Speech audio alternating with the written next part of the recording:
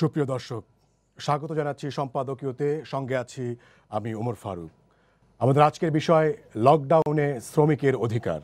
এ নিয়ে আলোচনার জন্য আজ আমাদের সাথে সরাসরি যুক্ত আছেন টিপু মুন্সি এমপি, বাণিজ্য মন্ত্রী, অধ্যাপক ডাক্তার ইকবাল কবির, পরিচালক পরিকল্পনা ও গবেষণা, স্বাস্থ্য অধিদপ্তর। যুক্ত আছেন ডক্টর খন্দকার গোলাম মোয়াজ্জেম, গবেষণা পরিচালক, centre for policy dialogue, Taslima Akter, সভাপ্রধান, বাংলাদেশ গার্মেন্টস শ্রমিক সংহতি। এছাড়াও খুলনা থেকে আমাদের সহকর্মী তরিকুল ইসলাম এবং গাজীপুর থেকে রাজিবুল হাসান সংযুক্ত থাকছেন।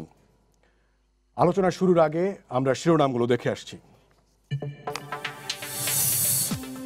দেশে করোনায় একদিনে আরও 2 জনের মৃত্যু, 5,500-এর বেশি নমুনা পরীক্ষায় নতুন শনাক্ত 571 জন। আক্রান্তদের প্রতি মানবিক হওয়ার আহ্বান। অপরিকল্পিত লকডাউনে বাড়ছে ঝুঁকি, সুনির্দিষ্ট পদক্ষেপের তাগিদ বিশেষজ্ঞদের। সুরক্ষা মাথায় রেখেই খুলে দেয়া হচ্ছে জীবিকার পথ, বলছে স্বাস্থ্য বিভাগ। করোনা সংক্রমণ নিয়ে দেশ বিদেশের বিপরীতমুখী নানা তথ্য, অনুমান নির্ভর গবেষণায় ভরসা না করার আহ্বান বিশেষজ্ঞদের। চিকিৎসা সেবা শক্তিশালী করার তাগিদ। করোনা পরিস্থিতি মোকাবিলা করেই এগিয়ে চলছে পদ্মা সেতুর কাজ। কর্মপদ্ধতিতে পরিবর্তন, পেছালো জুলাইয়ে সব স্প্যান বসানোর পরিকল্পনা। এবং ময়মনসিংহে ছাত্রাবাসে কবি নজরুল বিশ্ববিদ্যালয়ের শিক্ষার্থীকে কুপিয়ে হত্যা, চুরির উদ্দেশ্যে ঢুকেছিল দুর্বৃত্তরা, প্রাথমিক ধারণা পুলিশের।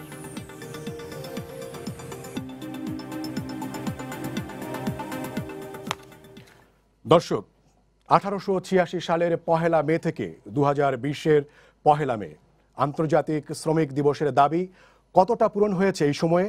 এর মধ্যে সারা দুনিয়ায় নাড়া দিয়েছে মালিক শ্রমিক সব মানুষের অভিন্ন শত্রু কোভিড-19। উৎপাদন ব্যবস্থাপনায় স্মরণকালের মধ্যে বড় আঘাত এটি, দিশেহারা সবাই। ঘরে থাকার আহ্বান চিকিৎসক ও জনস্বাস্থ্য বিশেষজ্ঞদের। মালিকরা উদ্যোগে কারখানা খুলে দিতে, কিছু খুলছেও। অর্থনৈতিক কারণে খোলার প্রয়োজনও আছে। গার্মেন্টস শিল্পে নিয়োজিত লাখ লাখ শ্রমিক আজ দ্বিধাগ্রস্ত এবং আতঙ্কিত। একদিকে চাকরি রক্ষা, অন্যদিকে নিজের জীবনে নিরাপত্তা, এ এক উভয় সংকট। এমন বাস্তবতা এসেছে এবারের মে দিবস। করোনাকালের লকডাউনের মে দিবস নিয়েই আমাদের আজকের সম্পাদকীয়। দর্শক, আমরা জানি ন্যায্য মজুরি, অবকাশ, মানবিক আচরণ, স্বাস্থ্যসম্মত ও নিরাপদ কর্মপরিবেশের দাবিতে গড়ে উঠেছিল যুক্তরাষ্ট্রের শিকাগো শহরের শ্রমিক আন্দোলন। আমি প্রথমেই মাননীয় বাণিজ্য মন্ত্রী আপনার কাছে জানতে চাই, লকডাউনের এ সময়ে শ্রমজীবী মানুষের স্বাস্থ্য ও নিরাপত্তার বিষয়টি কতটুকু সুরক্ষিত হয়েছে বলে আপনি মনে করেন? ধন্যবাদ আপনাকে। আপনারা জানেন জীবন এবং জীবিকা দুটোরই দরকার। জীবন যেমন রক্ষা করতে হবে, জীবিকাও আমাদের সেই বিবেচনাতে আমাদের বিভিন্ন শিল্প প্রতিষ্ঠান খুলে দেওয়ার সিদ্ধান্ত নিয়েছে। এবং যে কথাটা বারবার বলা হয়েছে স্বাস্থ্য দপ্তর থেকে, সব জায়গা থেকে, যেন স্বাস্থ্যবিধি যেটা মেনটেন করতে হবে সেটা যেন তারা মেনটেন করেই ফ্যাক্টরি খোলে। এই বিবেচনাতে ফ্যাক্টরি খোলা হচ্ছে, চেষ্টা করা হচ্ছে যাতে করে স্বাস্থ্যবিধি মানা হয়। এই জন্য বিভিন্ন রকম কমিটি করা হয়েছে বিভিন্নভাবে। সরকার এবং বিজিএমই সবাই মিলেই চেষ্টা করছে যাতে করে স্বাস্থ্যবিধি মেনে আমাদের ফ্যাক্টরিগুলো, গার্মেন্ট ফ্যাক্টরিগুলো চালু হয় এবং অন্যান্য যা প্রতিষ্ঠান আছে সেগুলোর জন্য সেটা লক্ষ্য রাখে। যার জন্য আমি মনে করি যে সেটা জরুরি, মানে জীবন বাঁচাতে হবে এবং যার জন্য স্বাস্থ্যবিধি মেনেই তারা যেন ফ্যাক্টরি চালু করে এবং যে ডিস্টেন্স মেনটেন করা দরকার, যেরকম ভাবে তৈরি হয়ে দরকার, যেভাবে মাস্ক পরা দরকার, সবকিছু যেভাবে স্যানিটাইজ করা দরকার, সব দিক বিবেচনা করে চালাতে হবে। সেইটা বিবেচনা রাখতে হবে যাতে করে কোনো অবস্থাতেই তার ব্যত্যয় না ঘটে। এটাই হলো আমি মনে করি এই মুহূর্তে দরকার। জি, মাননীয় মন্ত্রী, আপনাকে ধন্যবাদ। আপনি আমাদের সাথেই থাকুন। আমি তাসলিমা আক্তার, বাংলাদেশ গার্মেন্টস শ্রমিক সংহতির সভাপ্রধান। আপনার কাছে আসতে চাই। মাননীয় মন্ত্রী বলছিলেন যে স্বাস্থ্যবিধি মেনেই আসলে কলকারখানাগুলো খুলে দেওয়া হয়েছে, এবং মাননীয় মন্ত্রীকে আমি যে প্রশ্নটি রেখেছিলাম যে স্বাস্থ্য এবং নিরাপত্তা বর্তমান সময়ে শ্রমিকদের কতটুকু সুরক্ষিত হচ্ছে, বাস্তব চিত্রটা কি, আপনাদের অভিজ্ঞতা কি বলে? তাসলিমা আক্তার।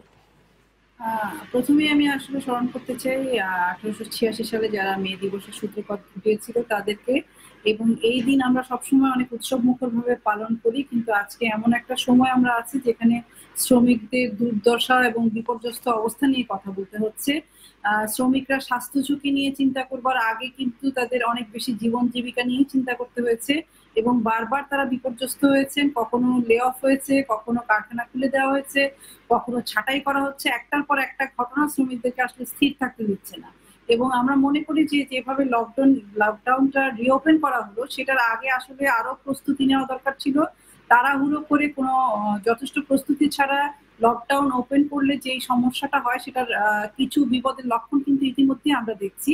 সাভারে আমরা জানতে পারছি যে আজকে 24 ঘন্টার মধ্যে যে পরীক্ষাগুলো হয়েছে তার 8 জনের মধ্যে 6 জনই আক্রান্ত হয়েছেন। তাহলে এই পরিস্থিতি কিন্তু আমাদেরকে ইঙ্গিত করে আমরা একটা বিপদের দিকে যাচ্ছি কিনা। যখন আমরা শুনতে পাচ্ছি যে আক্রান্তের সংখ্যা 8,000 ছাড়িয়ে গেছে, মৃতের সংখ্যা প্রায় 170-এর কাছাকাছি, যেই সময়ে মে মাসটা আমাদের জন্য বিপদের সময় বলে আমরা জানি, সেই সময় আসলে যথেষ্ট প্রস্তুতি ছাড়া আমি মনে করি না যে এখনই সকল কারখানায় আসলে সেই প্রস্তুতি নেওয়ার সুযোগ তৈরি হয়েছে। কারণ আপনি হয়তো জানেন যে প্রত্যেকটা কারখানায় শ্রমিকরা যেভাবে যাওয়া আসা করেন, যাওয়া আসার পথে এবং কারখানার ভিতরেও তারা যে পরিবেশে কাজ করেন, সেই পরিবেশকে একটা স্বাস্থ্যসম্মত পরিবেশ তৈরি করার জন্য কিন্তু একটা সময়ের দরকার। আমরা প্রথমে যে লকডাউন দেখেছিলাম সেটাই কিন্তু কার্যত বাস্তবায়িত হতে আমরা দেখিনি। শ্রমিকরা গ্রাম থেকে আসা শুরু করলো। 4 তারিখে একবার বলা হলো কারখানা খোলা হবে, আবার বলা হলো কারখানা খোলা হবে না। এইভাবে বারবার কিন্তু শ্রমিকরা বিপর্যস্ত অবস্থা, এবং এই স্বাস্থ্যের ঝুঁকি শুধু শ্রমিকদের না, সারা দেশবাসীর মধ্যেই ছড়িয়ে পড়বে। ফলে আমরা মনে করি যে এই বিষয়ে আসলে মাননীয় মন্ত্রী এখানে আছেন, আমি তার দৃষ্টি আকর্ষণ করছি যে আমার মনে হয় এই যে সময় আমাদের পোশাক শ্রমিকরা যারা আমাদের রপ্তানি আয়কে অনেক দূর এগিয়ে নিয়েছে, তাদেরকে আসলে বিপদের মুখে না ফেলে, তাদেরকে নিয়ে পরীক্ষা নিরীক্ষা না করে তাদেরকে আসলে আমাদের দায়িত্ব নেওয়া, সেটার সময় এটা। এবং এই বিষয়ে আমার মনে হয় আমাদের সরকার এবং মালিক পক্ষরা একমত হয়ে সিদ্ধান্ত নেবেন। কোন রকম তাড়াহুড়ো না করে, কোন রকম অপ্রস্তুতির চেহারা যাতে আমাদের না দেখতে হয়, এবং অপ্রস্তুতির মুখোমুখি যাতে আমাদের শ্রমিক ভাই বোনদেরকে না হতে হয়, সেটার জন্য আপনি কি সুনির্দিষ্টভাবে বলতে পারেন যে কোন কোন জায়গায় ঘাটতি রয়েছে? আপনি বলছেন যে প্রস্তুতি ছাড়া নেওয়া হয়েছে, মানে কোন জায়গায় মনে হয়েছে যে আপনার প্রস্তুতি নেওয়া হয়নি? প্রথমত একবার বলা হচ্ছে যে কারখানাগুলো 25 তারিখে যখন খোলার কথা বলা হলো, তখন বলা হলো ঢাকার বাইরে থেকে শ্রমিকরা আসবেন না। কিন্তু আমরা দেখলাম যে ঢাকার বাইরে থেকে কিন্তু শ্রমিকরা আসতে শুরু করলেন। কারখানার ভেতর থেকে ফোন করে তাদেরকে বলা হলো আসতে, এবং শ্রমিকরা গণপরিবহনে করে আসতে শুরু করলেন। কেউ নানান ভাবে ভেঙে ভেঙে আসতে শুরু করলেন, এবং এই আসা যাওয়ার মধ্য দিয়েও কিন্তু এক ধরনের অপ্রস্তুতি আমরা লক্ষ্য করি। এছাড়াও যে কারখানায় যে কাজ করা, সেই কাজ করতে গিয়ে আমরা বেশিরভাগ কারখানার শ্রমিকদের কাছ থেকে শুনেছি হাত ধোয়া এবং মাস্ক পরা ছাড়া আসলে এখনো সেই অবস্থা নাই। এবং যেহেতু অনেক কারখানায় ছাঁটাই হচ্ছে, এবং আমরা জানি যে, আপনি জানেন যে ইপিজেড কে বলা হয় যে বাংলাদেশের রপ্তানির একটা খুব গুরুত্বপূর্ণ ক্ষেত্র, যেখানে প্রধান দায়িত্বে আছেন আমাদের প্রধানমন্ত্রী। সেইখানে শ্রমিকরাও কিন্তু A1 নামে একটি কারখানার শ্রমিকরা প্রায় 4 মাস ধরে বেতন পাচ্ছেন না, এবং তখন কিন্তু তারা সামাজিক দূরত্ব বজায় রেখে ঘরে থাকার মতো সুযোগ নেই। তারা বারবার ঘরের বাইরে আসছেন, এবং বারবার কিন্তু কখনো ছাঁটাই, কখনো লে অফ, কখনো বেতন না পাওয়া, এই পরিস্থিতিগুলোতে যখন শ্রমিকরা ঘরের বাইরে আসছেন, তখন কিন্তু তাদের আক্রান্ত হওয়া এবং নানা মাধ্যমে তাদের যে সংমিশ্রণ হওয়া, সেই জায়গাগুলো তৈরি হয়। এবং কারখানার ভিতরে কিন্তু এখনো বলা যাবে না সাবান এবং মাস্ক ছাড়া অন্যান্য যে প্রস্তুতি, যেমন কারখানার ভেতরে যখন শ্রমিকরা ঢুকছেন, আপনি প্রতিদিন দেখবেন যে কারখানার মধ্যে শ্রমিকরা ঢুকছেন, লাইন ধরে ধরে ঢুকছেন, এবং একজন আরেকজনের গায়ের মধ্যে ঘেঁষাঘেঁষি করে ঢুকছেন। তাহলে এই পরিস্থিতিটাকে আসলে কিভাবে নিয়ন্ত্রণ করা যাবে, সেইটার জন্য যে সময়টা দরকার, আমার মনে হয় সেই সময়টা আমরা না নিয়েই অনেক তাড়াহুড়ো করে বোধহয় এমন জায়গায় যাচ্ছি, সেই জায়গাটা আমাদের বিপজ্জনক। এবং সাভারের কথা আমি বললাম যে সাভারে 24 ঘন্টায় আক্রান্ত হয়েছেন 8 জনের মধ্যে পরীক্ষায় 6 জনই হচ্ছে পোশাক শ্রমিক। তাহলে আমরা যখন মানে এইটা কি কমে আসছে, করোনার লক্ষণ যদি কমে আসতো, করোনার আক্রান্তের সংখ্যা কমতো, করোনায় মৃতের সংখ্যা কমতো, তাহলে তারা আমরা কি বলতে পারতাম সংক্রমিত আমরা হয়েছেন এই গার্মেন্টসের তৈরি পোশাক কারখানা যে খুলে দিল সেই কাজে যোগ দেওয়ার কারণে? আহ, যেহেতু বিভিন্ন অঞ্চল থেকে শ্রমিকরা আসছেন এবং যথেষ্ট নিরাপত্তা, স্বাস্থ্য নিরাপত্তার জায়গাটা এখনো তৈরি হয়নি, সেই কারণেই আসলে এই ঝুঁকি এবং এই আক্রান্তের পরিমাণ বৃদ্ধি পাচ্ছে। যে তাসলিমা আক্তার, আপনি আমাদের সাথে থাকুন। দর্শক, আমরা বলছিলাম যে আমাদের দুজন সহকর্মী খুলনা থেকে তরিকুল ইসলাম এবং গাজীপুর থেকে রাজিবুল হাসান তারা যোগ দেবেন। এই দুটি এলাকায় বাংলাদেশের শ্রমঘন একটি এলাকা। আমি প্রথমেই চাইব গাজীপুরে যেতে, কারণ সেখানে বাংলাদেশের একটি বিশাল সংখ্যক গার্মেন্টস বা তৈরি পোশাক কারখানা সেখানে অবস্থিত। সেখানে আমরা গত কয়েকদিন ধরেই দেখছিলাম যে গ্রাম থেকে এবং রাজধানীর বাইরে থেকে শ্রমিকরা আসছেন। তো আমি রাজিবুল হাসানের কাছে জানতে চাইব, আপনি কি ধরনের চিত্র দেখছেন মাঠ পর্যায়ে? শ্রমিকরা কতটা সুরক্ষিত, স্বাস্থ্য যে বিধি সেটি মেনে আসলে কাজ করতে পারছেন?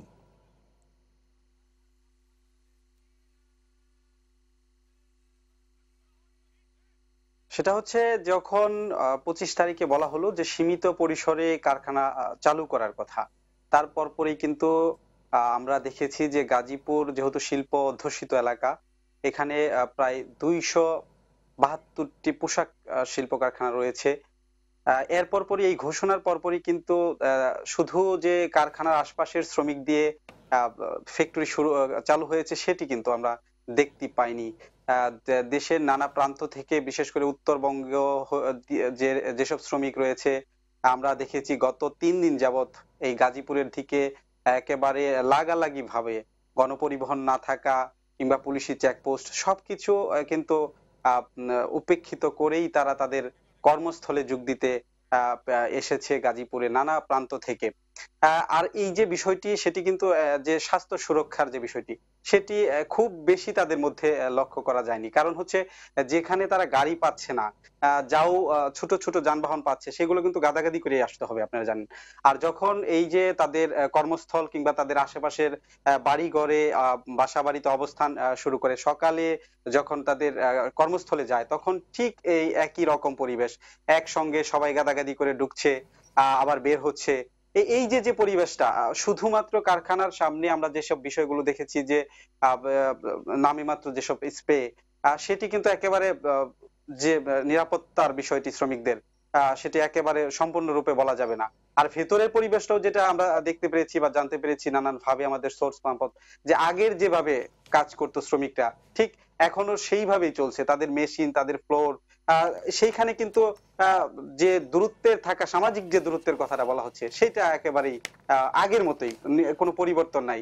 যদিও আনুষ্ঠানিকভাবে বলা হচ্ছে রাজিবুল হাসান, সামাজিক আপনাকে নিরাপত্তার ধন্যবাদ। কথা আমার কিংবা মনে হয় যে এই যে তাসলিমা দূরত্ব, আক্তার এবং রাজিবুল হাসান যেই পয়েন্টগুলো বা প্রসঙ্গগুলো এনেছেন, সেগুলোর উত্তর যদি আমরা জানতে চাই, তাহলে আমাদেরকে এখন আবার মাননীয় বাণিজ্য মন্ত্রী টিপু মুনশি এমপি আপনার কাছেই আসতে হচ্ছে। আপনি শুনছিলেন যে স্বাস্থ্যবিধির কথা যেগুলো আপনি বলছেন, সেগুলো যে মাঠ পর্যায়ে যে শ্রমিক নেতা এবং আমাদের সহকর্মীরা যারা প্রতিদিনই মাঠ পর্যায়ে সরেজমিনে দেখছেন, তারা কিন্তু আপনার বক্তব্যের সাথে একমত হতে পারছেন না। এর পাশাপাশি যেটি বলা হচ্ছে, আপনারা ঘোষণা দিয়েছিলেন যে এলাকা ভিত্তিক যে ফ্যাক্টরি আছে সেখান থেকে, আশপাশের এলাকা থেকে শ্রমিকরা যোগ দেবেন, কিন্তু আমাদের যারা সহকর্মী এবং শ্রমিক যারা নেতা যার সাথে তার কথা শুনলাম, তারা বলছেন যে ফোন দিয়ে ঢাকার বাইরে থেকে নিয়ে আসা হয়েছে এবং রাজধানীর বাইরে থেকেও কিন্তু আমরা এই ধরনের রিপোর্ট পেয়েছি। আপনি কি বলবেন?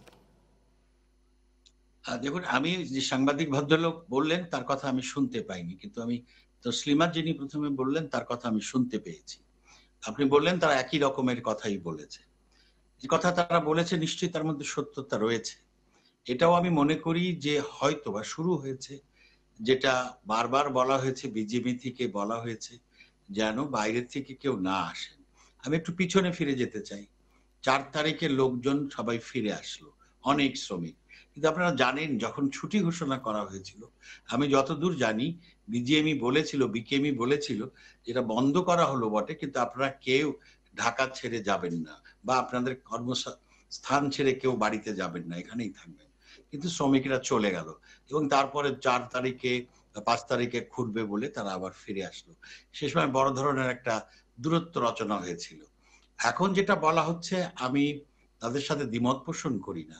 শুরু হয়েছে, কথা ছিল এরকম যে বিভিন্ন জায়গায় আলাদা আলাদা ভাবে শুরু হবে এবং ভাগ করে দেওয়া ছিল সব। হয়তো সেটা পুরোপুরি মানা হয়নি, সেটাও বুঝতে পারি। কিন্তু যেটা বলতে চাই যে শুরু হয়েছে, কোথাও কোথাও তার ব্যত্যয় ঘটছে। যখনই কিছু শুরু করতে যায় নতুন একটা যে কিছু, সেখানে প্রথমে কিছু ট্রায়াল এন্ড এরর হয়। সেটাকে বিবেচনায় কোথায় কোথায় ভুল হচ্ছে, কোথায় কোথায় মানা হচ্ছে না, সেটা কিন্তু দেখতে হবে এবং সেটাকে আমাদের ওভারকাম করতে হবে। আমি অস্বীকার করছি না যে সব, যে কোথাও কোথাও কোথাও সমস্যা হচ্ছে, একটা ডিস্টেন্স মেনটেন করতে হবে ফ্লোরের মধ্যে এবং বাইরে থেকে। তবে এই ব্যাপারে যে কমিটি রয়েছে যারা দেখার কথা, তাদের উদ্দেশ্যে এবং সরকারের প্রশাসনকে সবাইকে যেটা বলতে চাই, প্রাথমিকভাবে যে যদি ভুল কিছু থেকে থাকে সেটাকে ওভারকাম করে যেভাবে স্বাস্থ্যবিধি মেনে এটা করা যায় সেটা ব্যবস্থা নেওয়া। তার কারণ কোথাও তো শুরু করতে হবে, কোথাও তো জীবিকার জন্য এগিয়ে যেতে হবে আমাদের। আমরা যদি আশেপাশে কয়েকটা দেশ লক্ষ্য করি, যেমন মায়ানমার বলেন, কম্বোডিয়া বলেন, ভিয়েতনাম বলেন, পাকিস্তান বলেন, যারা আমাদের কম্পিটিটর, তারা কিন্তু এসেছে। আমাদেরও আসতে হবে, তবে জীবনের দিকে খেয়াল রাখতে হবে এবং যেভাবে স্বাস্থ্যবিধি মানার দরকার সেটার দিকে কঠোরভাবে সেটা মেনটেন করেই করতে হবে। আমার বিশ্বাস যে দু একদিনের মধ্যে এই অবস্থার উন্নতি হবে এবং নিয়ম অনুসারেই সব ফ্যাক্টরিগুলো চলবে। জি, মাননীয় মন্ত্রী, আপনি আমাদের সাথেই থাকুন। আমি সেন্টার ফর পলিসি ডায়ালগ এর গবেষণা পরিচালক ডক্টর খন্দকার গোলাম মোয়াজ্জেম আপনার কাছে আসতে চাই। যখন বৈশ্বিক মহামারীর এই সংক্রমণের ঝুঁকি, তখন মাননীয় মন্ত্রী বলছেন যে আমাদেরকে ট্রায়াল অ্যান্ড এররের ভেতর দিয়েই যেতে হবে। তার এই যে পর্যবেক্ষণ এবং যে অবস্থান, সেটার সাথে আপনি কতটা একমত? দেখুন, আমরা সবসময় মনে করেছি যে বিশ্ব স্বাস্থ্য সংস্থা এবং বাংলাদেশের স্বাস্থ্য মন্ত্রণালয় যে স্বাস্থ্যবিধিগুলো সকল জনগণের জন্য পরিপালনীয় বলছেন, সেটি শ্রমিকদের জন্য সমভাবে প্রযোজ্য হবে। অর্থাৎ এটি যখন প্রাথমিক পর্যায়ে ছিল তখন বলা হয়েছিল যে হাত ধোয়া বা মাস্ক পরা বা টেম্পারেচার মানা, যে জিনিসগুলো শ্রম মন্ত্রণালয় থেকে বিধি আকারে ঘোষিত হয়েছিল, সেগুলো পরিপালনকেই তখন গুরুত্বপূর্ণ মনে হয়েছিল। কিন্তু পরবর্তীতে স্বাস্থ্য মন্ত্রণালয় থেকেই বলা হয়েছে যে কিভাবে সামাজিক দূরত্ব বজায় রাখাটি কত গুরুত্বপূর্ণ এই সময়কালের জন্য। সুতরাং সেই বিবেচনায় আমাদের কাছে মনে হয়েছে যে কারখানা খোলার যে সিদ্ধান্তটি, এটি আসলে হিতে বিপরীত হতে পারে আমাদের তৈরি পোশাক খাতের জন্য। আমাদের উদ্যোক্তারা হয়তো মনে করতে পারেন যে তাদের ব্র্যান্ড বায়ারদের কাছে তাদের কিছু অব্লিগেশন আছে, অর্ডার তাদের হাতে রয়েছে, কিন্তু একই সাথে এটাও আমাদের উদ্যোক্তাদের তাদের ব্র্যান্ড বায়ারদের সঙ্গে আলোচনা করার সুযোগ ছিল এবং এখনো আছে বলে মনে করি। সেটা হলো যে অর্ডারগুলো তারা এখন করবেন, এই অর্ডারগুলো প্রেরণ করে আসলে মার্কেটে নিয়ে বিক্রি করবার মতো পরিস্থিতি আগামী 1-2 মাসের মধ্যে হবে বলে সন্দেহ আছে। কেননা সব দেশই আসলে এখনো দোকান বন্ধ, কিছু যেগুলো খোলা হচ্ছে সেগুলো আসলে চালার মতো পরিস্থিতিতে এখনো নেই এবং এই দেশগুলোর অধিকাংশ ভোক্তা এখন আয়হীন অবস্থায় রয়েছে এবং আগামী বেশ কিছু কাল এই অবস্থায় যাবে। তার ভিতরে পুরনো অর্ডারগুলো এখন করবার যে তাড়া, এটি আমাদের কাছে অনেক বেশি অবাঞ্ছনীয় মনে হয়েছে। যে এই তাড়াটি এখন না দেখিয়ে বরঞ্চ উদ্যোক্তাদের উচিত ছিল তাদের ব্র্যান্ড বায়ারদের সঙ্গে সময়কালটি নিয়ে রিনেগোশিয়েট করা এবং করে সময়কালটি পেছানো, যাতে একটি গ্রহণযোগ্য সময় পরে এগুলো যাতে পাঠানো যেতে পারে, সেরকম একটি উদ্যোগ নেওয়ার প্রয়োজন ছিল। এবং বাস্তবতার বিচারে তো আমরা জানি যে এত সংখ্যক শ্রমিক যখন একটি নির্দিষ্ট ফ্লোরে কাজ করে, তখন স্বাভাবিকভাবেই যতই বলা হোক যে সামাজিক দূরত্ব মেনে কারখানার ভিতরে এটি করা হবে এবং বিজিএমই হয়তো গাইডলাইনও সেখানে হয়তো দিয়েছে, কিন্তু সেই গাইডলাইনেও আমরা জানি যে অসম্পূর্ণতা রয়েছে। ডাইফে এখনো তার গাইডলাইন যেটি দরকার কারখানা পরিদর্শন কর্তৃপক্ষ থেকে, সেটি এখনো দেয়া যায়নি। আইএলওর সঙ্গে তারাও কাজ করছেন গাইডলাইনটির ব্যাপারে এবং সেই গাইডলাইন কিন্তু অনেক ব্যাপক ভিত্তিক হওয়ার কথা, যেটি মানার জন্য প্রস্তুতি এবং প্রশিক্ষণ অনেকগুলো পর্যায়ে যাওয়ার দরকার। সেগুলো না করেই এভাবে কারখানা খুলে দেওয়ার কারণে কিন্তু কারখানার ভিতরেই কিন্তু এক ধরনের স্বাস্থ্য ঝুঁকি থেকে যাচ্ছে। এর বাইরে যেটি মিস তাসলিমা একটু আগে বলেছেন যে কারখানা আসার পথে, পরিবহনে চলাচলের পথে এবং নিজেদের কমিউনিটিতে থাকার পর্যায়েও কিন্তু এই ঝুঁকিগুলো কিন্তু থেকে যাচ্ছে।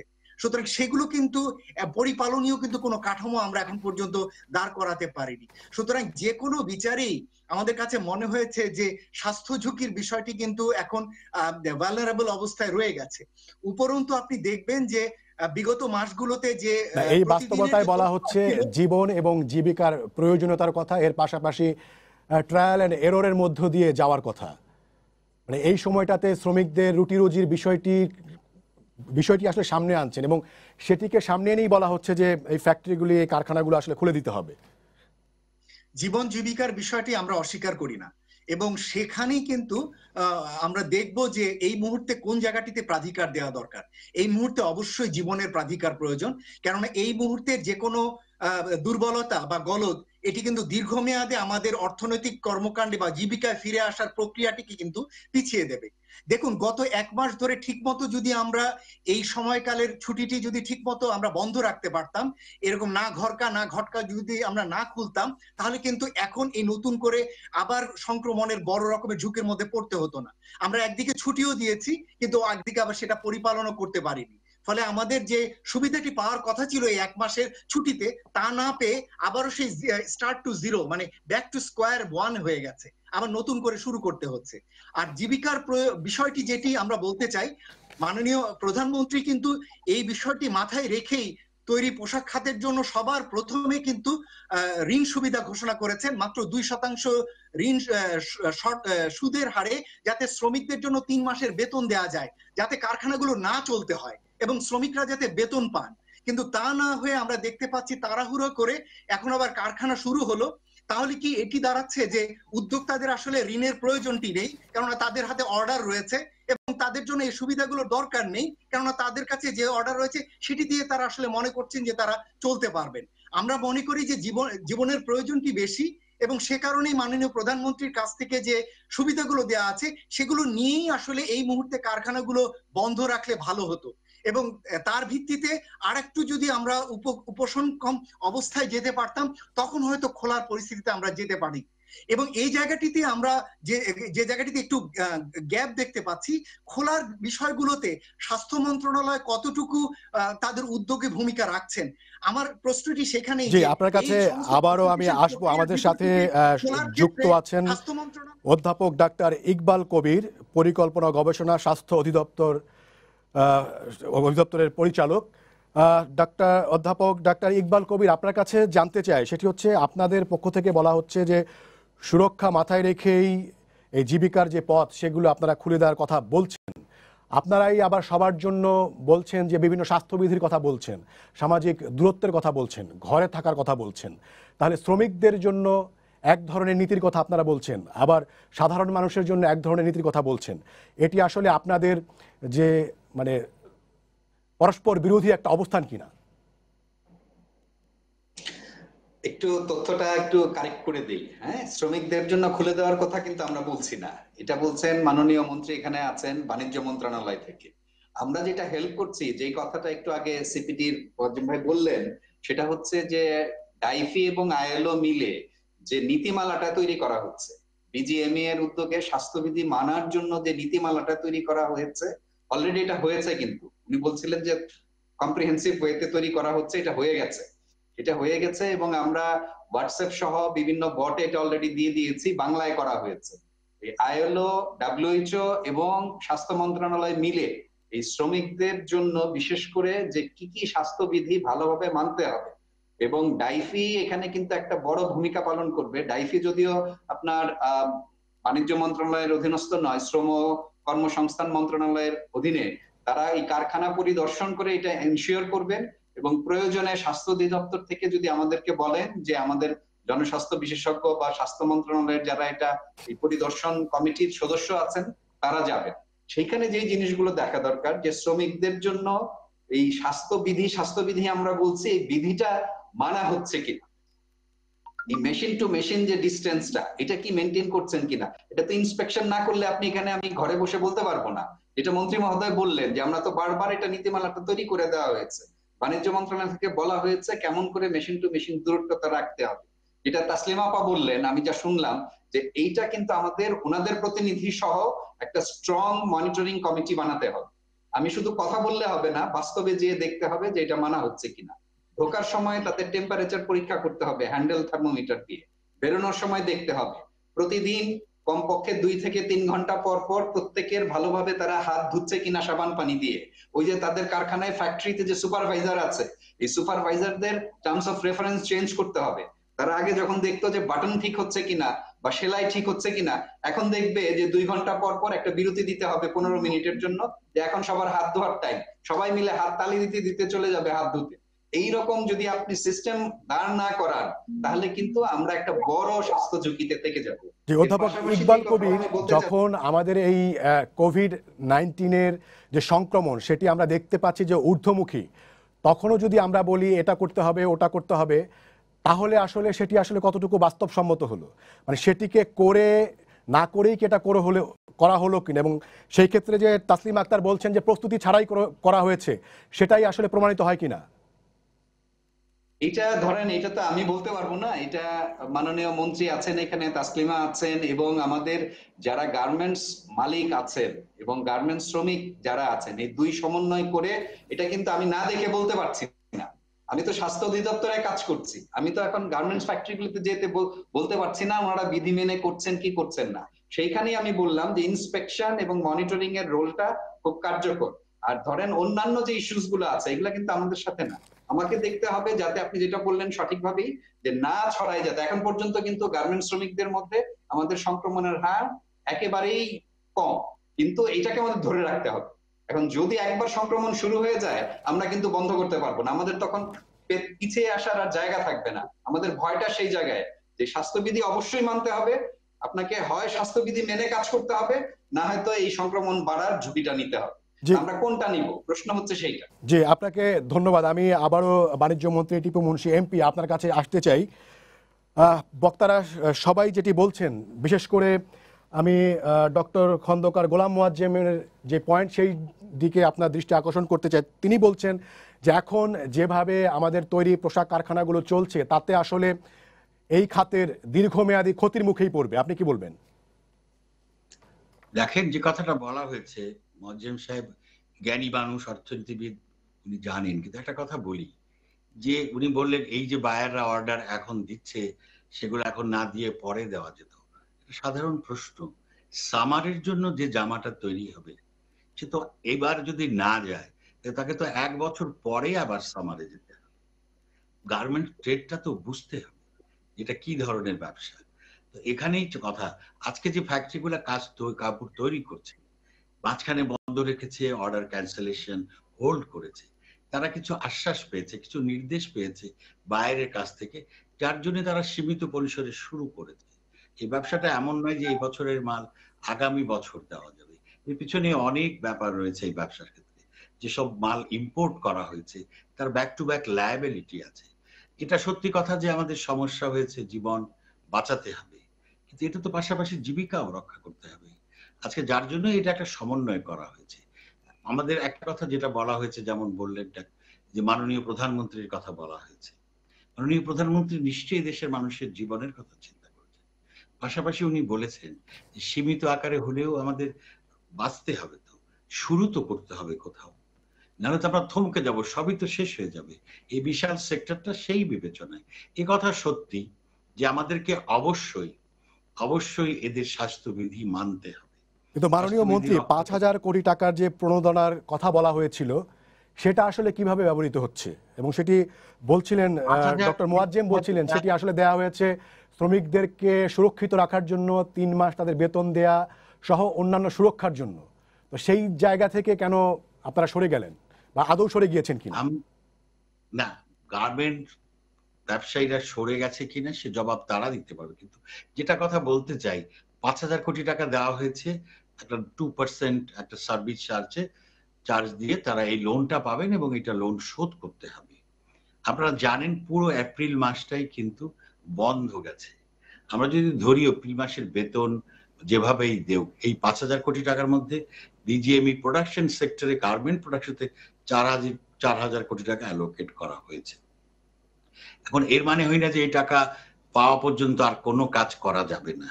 সব দিকেই দেখতে হবে যে এই পাওয়ার পাশাপাশি কাজও জানি করা সম্ভব হয়। এই টাকা দিয়ে 3 মাসের বেতন দেওয়াও সম্ভব নয়।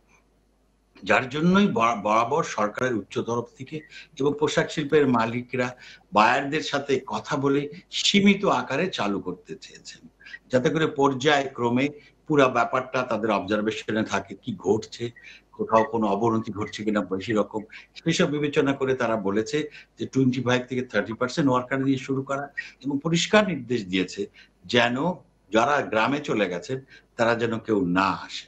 এই দিকে কথা। এখন ওই যে ডক্টর সাহেব যেটা বললেন যে এটা তো একটা নতুন প্রক্রিয়া, আমি প্রথমেই বলেছি এ তো আমরা কেউ কোনো এদেশের কোনো শিল্প প্রতিষ্ঠান এরকম অভিজ্ঞতা তো নাই, হয়তো 2-1 দিন সময় লাগতে পারে।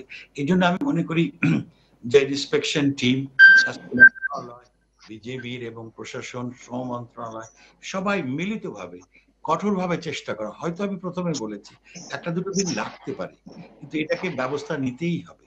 আমাদের অবজার্ভ করতে হবে যে এই পরে রকম ভাবে অসুস্থতা বেড়ে যাচ্ছে কিনা। একটা কথা বলা হয়েছে 3 দিন 4 দিন ধরে চালু হয়েছে, তাতে করেই অনেক বেড়ে গেল। আসলে একটা সিমটম আক্রান্ত হওয়ার পরে কিন্তু কয়েকদিন লাগে, ডাক্তাররাই বলছেন স্যার সিমটম হতে। তখন এটা যদি ধরে নেওয়া যায় 8 জন ধরা পড়লো, এটাই 4 দিন শুরু করার পরেই হলো, না এর আগে থেকে আক্রান্ত ছিল, অথবা হতেও পারে এর পরে। তো সব দিকে কিন্তু আমাদের দেখতে হবে, আমাদের জীবন বাঁচাতে হবে, এবং ধীরে সুস্থে হলে পরেও আমাদের স্বাভাবিক জীবনের জীবিকার জন্য চলে আসতে হবে। তাই বলতে চাই ডাক্তার কথাটা ইকবাল কবির বলছেন যে আপনারা যে স্বাস্থ্যবিধির কথা বলছেন এবং যে উদ্যোগের কথা বলছেন, যে ব্যবস্থাপনার কথা বলছেন, সেটিকে আসলে তদারকির, যথাযথ তদারকির একটি বিষয় রয়েছে। সেই তদারকিটা আসলে কত দূর, সেটা কতটা কার্যকর? দেখেন এই যে কাজ কিভাবে করতে হবে, এই শুরু হওয়ারও 7 দিন আগে যেটা আমাদের ডক্টর সাহেব বললেন কিভাবে করতে হবে, তার একটা পোর্টাল, একটা চিত্র কিন্তু পাঠিয়ে দেওয়া হয়েছে, সব ফ্যাক্টরিকেই পাঠানো হয়েছে। এটা যে তড়িঘড়ি করে করেছে দেওয়া হয়নি তা কিন্তু নয়, কিন্তু যে কোনো নতুন প্রক্রিয়া শুরু করতে গেলে পরে কিছু, আমি প্রথমেই বলেছি কিছুটা সমস্যা হতে পারে, তবে যেটা করণীয় আগামী পরশুদিন, আজকে 1 তারিখ, 3 তারিখে এই ব্যাপারে স্বাস্থ্য মন্ত্রণালয় সবাইকে ডেকেছেন, এই পোশাক শিল্প সহ শ্রম মন্ত্রণালয় সবাইকে ডেকেছেন। এর পরে 3 তারিখে গিয়ে আলোচনা করবেন যে সার্বিক অবস্থাটা কি, কোথাও কোনো ব্যত্যয় ঘটছে কিনা, কোথাও কোনো শর্টেজ আছে কিনা, আরো কোথায় জোরদার করা দরকার। এই প্রক্রিয়া চলছে, আমাদের তো এগোতে হবে, যার জন্য স্বাস্থ্য মন্ত্রণালয় যথাযথভাবেই তারা সবাইকে ডেকেছেন, আসেন আলোচনা করি, বাস্তবতাটা কি সেই বিবেচনায় আমরা এগিয়ে যাই। মাননীয় মন্ত্রী, আপনি আমাদের সাথেই থাকুন। দর্শক, আমরা জানি যে বাংলাদেশের শ্রমজীবী মানুষ মানে শুধুমাত্র তৈরি পোশাক নয়, আরও অনেক শ্রমজীবী মানুষ রয়েছেন। তো আমরা এখন যাব খুলনায়, আমাদের সহকর্মী তরিকুল ইসলাম আছেন। আমরা জানি যে খুলনা পুরো অঞ্চলটি যে পাটকল নির্ভর এবং আরও অনেক শিল্প কারখানা সেখানে রয়েছে। সেখানকার শ্রমিকদের আসলে কি অবস্থা এই লকডাউনে, সেটি আমরা তার কাছ থেকে জানতে চাইব। তরিকুল ইসলাম।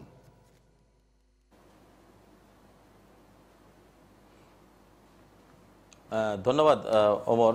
আমরা জানি যে খুলনা একটি শিল্প এলাকা বা শিল্পনগরী।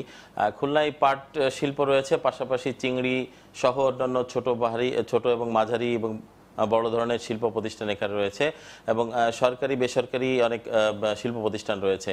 এখানে হাজার হাজার শ্রমিক এখানে কর্মরত রয়েছে, এবং আমরা যে বিষয়টি করোনা ভাইরাসকে নিয়ে যে লকডাউন ঘোষণা করা হয়েছিল, সে সময় রাষ্ট্রায়ত্ত পাটকলগুলোতে 18,000 যে শ্রমিক রয়েছে, 8টি রাষ্ট্রায়ত্ত পাটকলে খুলনা অঞ্চলের, এই রাষ্ট্রায়ত্ত পাটকলের শ্রমিকরা তাদের যে মজুরি বকেয়া ছিল 11 সপ্তাহের, বর্তমানে 14 সপ্তাহের বকেয়া রয়েছে, সেই বকেয়া নিয়েই কিন্তু তারা লকডাউনে গিয়েছিল, এবং মিলগুলো কিন্তু বন্ধ ছিল। সম্প্রতি 1 সপ্তাহ ধরে মিলগুলো চালু হয়েছে আংশিকভাবে, এবং প্রতিদিন কোনো কোনো মিলে 150 থেকে 200 শ্রমিক কাজ করছে। এবং বেসরকারি পর্যায়ে যে খাদ্য রপ্তানি, চিংড়ি এবং হিমায়িত খাদ্য রপ্তানিকারক যে প্রতিষ্ঠানগুলো রয়েছে, সেগুলো কিন্তু আংশিকভাবে তারা চালু করেছে। তো আমরা যে বিষয়টি খোঁজ খবর নিয়ে যে বিষয়টি জেনেছি, যে শ্রমিকরা যে সরকারি রাষ্ট্রায়ত্ত যে পাটকল রয়েছে, সেই পাটকলের শ্রমিকদের এই চলতি সপ্তাহে 4 সপ্তাহের বেতন দেওয়া হবে বলে আমরা জানতে পেরেছি, এবং পর্যায়ক্রমে এটি পরিশোধ করা হবে। কারণ মজুরি কমিশন বাস্তবায়ন হওয়ার পরে পাট সেক্টরে এখনো পর্যন্ত তাদের যে বকেয়া রয়েছে, সে বকেয়া এখনো পরিপূর্ণ হয়নি বা তাদেরকে দেওয়া হয়নি। তো শ্রমিকরা বলেছে যে তারা কিছু খাদ্য সহায়তা তারা হয়তো পেয়েছে, এবং সেটি পর্যাপ্ত নয়। এবং পাশাপাশি তারা বর্তমানে যে কাজ করছেন এবং তারা যদি এই মজুরিগুলো বকেয়াগুলো পেয়ে যান তাহলে কিন্তু তারা তাদের অধিকারের যে জায়গাটি রয়েছে বা তারা যে ন্যায্য পাওনা সেটি কিছুটা হলে তাদের পূরণ হবে। এছাড়া আমরা বেসরকারি খাতে যারা রপ্তানি করে থাকেন তাদের ক্ষেত্রেও দেখেছি যে তারা ব্যক্তিগতভাবে শ্রমিকদের পাশে অনেকে দাঁড়িয়েছেন, মালিক পক্ষ এবং যারা রপ্তানি করেন তারা, বিশেষ করে আমাদের খুলনার রূপসা অঞ্চলে কয়েক হাজার শ্রমিক রয়েছে যারা চিংড়ি শিল্পের সাথে জড়িত এবং রপ্তানি প্রক্রিয়াজাত কারখানাগুলোর সাথে কর্মরত রয়েছেন। তারা কিছু কিছু অঞ্চলে তারা মালিক পক্ষই তাদেরকে খাদ্য সহায়তা দিচ্ছেন এবং তারা বলছেন যে তারা যে বকেয়া বেতন রয়েছে বা তারা যে কাজ করে প্রতিদিন যে উপার্জন করে থাকেন দৈনিক ভিত্তিতে বা সাপ্তাহিক ভিত্তিতে তারা কিন্তু সেগুলো কিন্তু এখনো তারা পাননি। তবে মালিক পক্ষ তারা বলছেন যে তাদের যে প্রণোদনা দেওয়ার ঘোষণা সরকার দিয়েছে, যদি তারা সেখান থেকে যে অর্থটা পাবে সেগুলো তারা শ্রমিকদের দিবে, কিন্তু আসলে কবে পাবে এবং কবে শ্রমিকরা এগুলো তাদের যে অধিকারটা সেটি ভোগ করবে বা তারা মালিকদের কাছ থেকে নিতে পারবে সেই বিষয়টা এখনো কিন্তু তরিকুল ইসলাম, আপনাকে ধন্যবাদ। আমি ডক্টর খন্দকার গোলাম মোয়াজ্জেম আপনার কাছে আবারও ফিরতে চাই। আমরা খুলনায় পাটকল শ্রমিক এবং হিমায়িত যে শিল্প আছে, রপ্তানি শিল্প, সেখানকার যে শ্রমিক তাদের অবস্থা জানলাম। এর পাশাপাশি আমি আপনার কাছে একটু জানতে চাই যে বাংলাদেশের যে বিশাল লাখ লাখ পরিবহন শ্রমিক রয়েছেন, এই লকডাউনে আসলে তাদের কি অবস্থা এবং তাদেরকে আসলে কতটুকু আমরা সুরক্ষা দিতে পারছি? ধন্যবাদ। আমি আপনার এই প্রশ্নটির উত্তর দেওয়ার আগে আগের কিছু আলোচনা প্রেক্ষিতে কিছু বক্তব্য আমার মনে একটু জরুরি বলে আমি ওখানে আসছি। প্রথমত হলো যে যতই আসলে বলি যে শ্রমিকদের ঢাকার বাইরে যে সমস্ত শ্রমিক তাদেরকে ঢাকায় আসার প্রয়োজন নেই, কেননা তাদের বলা হচ্ছে যে তাদের গ্রসের উপরে 60% হারে তাদের মজুরি দেওয়া হবে। শুনতে ভালো লাগে যে হ্যাঁ তাদেরকে সরকার এভাবে দিচ্ছেন, কিন্তু প্রকারান্তরে কি এটা এক ধরনের লে অফ কিনা এই আশঙ্কা কিন্তু শ্রমিকদের মনের ভিতরে কিন্তু এক ধরনের আশঙ্কা দানা বেঁধেছে এবং সে কারণেও কিন্তু তারা যে কোনো ভাবেই হোক তারা কারখানায় এসে কাজে জয়েন না করে বাড়িতে থাকতে পারছেন না, কেননা তাদের ভিতরে কাজে জয়েন করার একটা তাড়া রয়েছে, কেননা অন্যরা কাজ করছে তারা করছে না এবং তারা সেখানে পুরো বেতন পাচ্ছে না। সুতরাং এই ধরনের একটি ঘোষণাতেও কিন্তু শ্রমিকদের ভিতরে এক ধরনের ভীতি কাজ করছে যে কাজে জয়েন না করলে হয়তো তার কাজ থাকছে না। সুতরাং এই আপনি তাকে যতটাই বলেন যে না তাদেরকে আসলে ডাকা হয়নি, কিন্তু তারা নিজেরা যে কোনো ভাবেই এই পরিস্থিতিতে আসতে চাইবে এবং বলাও হয়েছে যে কারখানা থেকেও তাদেরকে আসবার জন্য বলা হয়েছে, জোর দেওয়া হয়েছে। সুতরাং সেটিও এই প্রেক্ষিতে একটা গুরুত্বপূর্ণ বিচার্য বিষয়। দ্বিতীয় যে বিষয়টি একটু বলা দরকার সেটি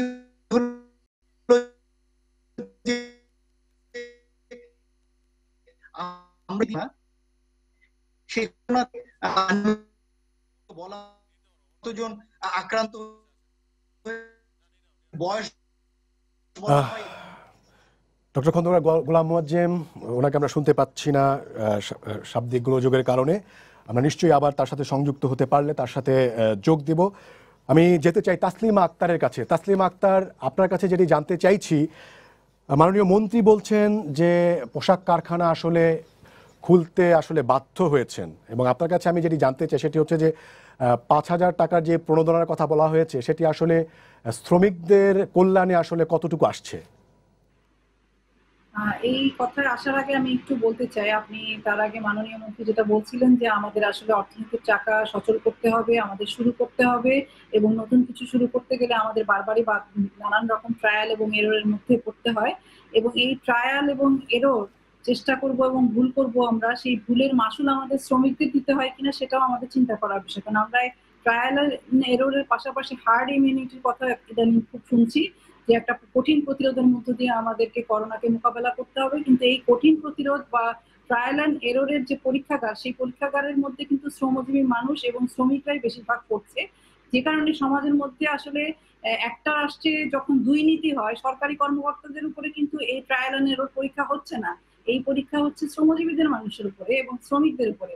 আমাদের দেশের পোশাক খাতের যে উদ্যোক্তারা, ওনারা 40 বছর ধরে এই খাতে বাণিজ্য করছেন, কিন্তু $40 বিলিয়ন তাদের এই শিল্প খাত, কিন্তু তারপরেও তারা 2 মাসের বেতন দিতে তারা সমর্থ না। এই যখন অবস্থা, তখন আসলে আমরা যদি কেবল বলি যে শ্রমিকরা কথা শোনে না, শ্রমিকরা স্বাস্থ্যবিধি মানে না, তাহলে কি হয় কিনা? মোয়াজ্জেম ভাই যেটা বললেন যে শ্রমিকদের আসলে বাস্তব অবস্থাটাই এমন ভাবে তৈরি করা আছে যে শ্রমিকদেরকে আসতে না বললেও অবস্থাটাই বারবার বাধ্য করবে শ্রমিকদেরকে আসার জন্য। তাদের বেতন নিয়ে বিভেদ, 60 ভাগ বেতন দেওয়া হবে, তাদেরকে ছাঁটাই করা হচ্ছে, তাদের কাজ থাকবে না, এই বিষয়গুলো আছে। আর 5,000 কোটি টাকার যে বিষয়টা এসছে, এটা ঋণ সুবিধা, এবং এটা কিন্তু 4,500 কোটি টাকা হচ্ছে গার্মেন্টস শ্রমিকদের 1 মাসের বেতন। এটাই যথেষ্ট না। মালিকদের আমার মনে হয় এই সময় একটা বিশেষ নিরাপত্তা তহবিল তাদের থাকা উচিত ছিল, এবং এটা গড়ার জন্য তাদের উদ্যোগ নেওয়া উচিত ছিল। একই সাথে বিদেশি বায়ার যারা আমাদের এখান থেকে লভ্যাংশ নিয়ে যায়, লাভের লভ্যাংশ নিয়ে যায়, বড় অংশ নিয়ে যায়, তাদেরকেও চাপ প্রয়োগ করা আমাদের মালিক এবং সরকারের একটা গুরুত্বপূর্ণ কর্তব্যই আমি বলবো। কারণ এই মুহূর্তে আসলে 2 মাস 3 মাস কাপড় না পরলে, নতুন কাপড় না পরলে পশ্চিমের মানুষদের দিন খুব অদল বদল হয়ে যাবে, সেটা আমরা মনে করি না। বরং এই সংকটটা যেহেতু দুনিয়াব্যাপী সবার, ফলে এই দুনিয়াব্যাপী সবার সমস্যাটা মোকাবেলা করার জন্য বায়ারদেরকেও আমার মনে হয় চাপ প্রয়োগ করা দরকার, যে তারাও যাতে দায়িত্ব গ্রহণ করেন, তারাও যাতে আমাদের দেশের এই খাতের উপরে অতিরিক্ত চাপ প্রয়োগ না করে। এবং আমরা যদি শ্রমিকদেরকে বাঁচাতে পারি, তাহলে কিন্তু আমরা ধাক্কাটা হয়তো সামাল দিয়ে উঠতে পারবো। কিন্তু আমরা যদি শ্রমিকদেরকে নিয়ে বারবার পরীক্ষা নিরীক্ষা করি, তাহলে হয়তো আমাদের অর্থনীতিকে সামাল দিয়ে যে ওঠা, সেটাও একটা বিপদের মুখে পড়বে বলে আমার মনে হয়। জি, মাননীয় মন্ত্রীর কাছে আমি ফিরতে চাই। মাননীয় মন্ত্রী, আমরা তাসলিমা আক্তারের বক্তব্য শুনছিলাম। তিনি বলছেন যে শ্রমিকদেরকে আমরা হার্ড ইমিউনিটির যে পরীক্ষা নিরীক্ষা, সেই পরীক্ষা নিরীক্ষায় ফেলে দিচ্ছি কিনা, সরকার ফেলে দিচ্ছে কিনা। আরেকটা প্রসঙ্গ তিনি বলছেন যে বাংলাদেশের যে তৈরি পোশাক, যে রপ্তানিমুখী যে শিল্প, সেটি এত বিশাল একটি শিল্প, সেটি কেন 2 মাস বা 3 মাসের জন্য শ্রমিকদের দায়িত্ব নিতে পারবে না? ধন্যবাদ আপনাকে। আমাদের যিনি তসলিম যেটা বললেন, উনি অনেক যৌক্তিক কথাও বলেছেন। উনি শেষের দিকে এসে যেটা বললেন, আন্তর্জাতিকভাবে যারা ক্রেতা, তাদেরকেও এগিয়ে আসতে হবে, সেই দেশের সরকারকেও এগিয়ে আসতে হবে, তাদেরকেও এই সাথে যুক্ত করতে হবে। অত্যন্ত সুন্দর কথা বলেছেন। যে কথাটা বলছি, কতগুলো স্ট্যাটিস্টিক্স যেটা ডিপার্টমেন্ট রাখবে, ধরেন আজকে 5 দিন বা 6 দিন ধরে শ্রমিকরা শুরু করলো কাজ পার্শিয়ালি, আমাদেরকে লক্ষ্য রাখতে হবে যে এর আগের যে স্ট্যাটিস্টিক্স, সেখানে কত রোগী কিভাবে বেড়েছে, কিভাবে তার এটা বেড়েছে, সংখ্যা বেড়েছে, সেই স্ট্যাটিস্টিক্সটা কি, সেই পার্সেন্টেজটা কি, এই শুরু করার পরে কি পরিমাণ দাঁড়ায়, এই সবকিছু কিন্তু একটা পরীক্ষার পরে কিন্তু একটা সিদ্ধান্তে আসা যাবে যে গার্মেন্ট সেক্টরে কাজ করার পরেই এটা ডাবল হয়ে গেছে বা ট্রিপল হয়ে গেছে। আসলে আমরা খুব তাড়াতাড়ি বোধহয় বলতে যাচ্ছি যে খুব ভয়ঙ্কর কথাটা। আমি মনে করি এই ক্ষেত্রে তো প্রয়োজনীয় ডিপার্টমেন্ট, হেলথ ডিপার্টমেন্ট বা যারা আছে শ্রম মন্ত্রণালয়, সবাই কিন্তু এটা দেখবেন, এবং যে জন্যই 3 তারিখে সভা ডাকা হয়েছে, এই 7 দিনে কি দাঁড়ায় অবস্থাটা। আমরা আরেকটা কথা বলতে চাই, যে কথা বারবার বলা হচ্ছে যে এই পোশাক শিল্পের জন্য তারা চলে আসছে, তাদের 60% বেতন বা যেটা দেওয়া হবে, একটা কথা কিন্তু পরিষ্কার বলা আছে, সরকারের তরফ থেকে বলা আছে যে এই ব্যাপারে কারো চাকরি যাবে না, কোনো অবস্থাতেই চাকরি যাবে না। তারপরেও কেন এই কথা বলা হচ্ছে যে তারা ভয়, সেটা তো ঠিক কথা নয়। তাদের বলা হয়েছে আপনারা আসবেন না, তারপর বলা হচ্ছে ডেকে নিয়ে আসা হচ্ছে, সেটা তো তাদের মানার দরকার নেই। আমাদের তো দেখতে, ওনারা বলছেন যে বাংলাদেশের পোশাক শ্রমিকদের যে অর্থনৈতিক যে বাস্তবতা, সেই বাস্তবতায় আসলে ওনারা আসতে বাধ্য হন। দেখেন, বাস্তবতা হয়তো তারা মনে করছে একটা জিনিস, আপনারা এর পর দেখেন যে অঞ্চলের শ্রমিকরা, সেই অঞ্চলের দোকানদারগুলো বিক্রি বন্ধ হয়ে গেছে, এইসব লোকের উপরেই কিন্তু তারা নির্ভর ছিল, সবকিছু বন্ধ, তাদের জীবনের উপরেও প্রভাব পড়েছে। আমরা যেটা বলতে চাই যে আমাদের কোথাও থেকে তো শুরু করতে হবে, এবং সেই শুরুটা করা হয়েছে। যদি সত্যি দেখা যায় যে এটা এই প্রেক্ষিতে খারাপের দিকে যাচ্ছে খুবই, এমন কিছু নয় যে এটা শেষ বন্ধ করা যাবে না।